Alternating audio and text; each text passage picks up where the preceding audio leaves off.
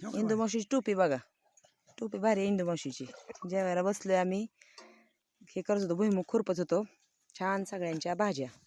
आमची आहे भेंडी आणि आज चमचा आणलाय.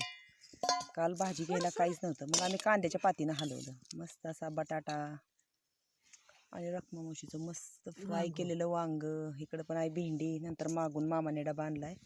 इथे छान अशी शेवग्याची शेंग आहे इंदू मावशीची. आणि ही काकडी पिकली आहे, तिथे शेंदाड म्हणून खातायत. मी आणलंय छान असं रामफळ. हे बघा, इकडे माझ्या उपवासासाठी आणलाय बटाटा आणि वांग बघा. हे बघा, हे घ्या तुम्हाला. द्राक्ष आणले त्या पिशवीत, द्राक्ष काढा पिशवीत मला खायला.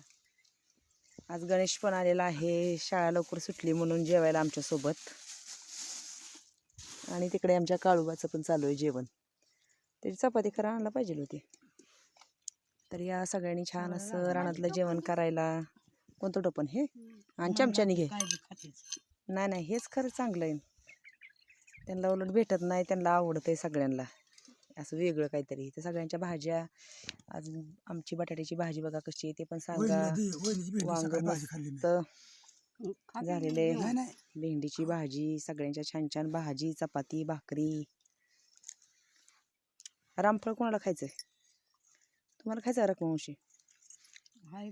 खातो नाही चांगला. काय ते शेंदाड चांगलं लागायला लागलंय. होय, खावा खावा. वास छान येतोय खरबुजासारखा.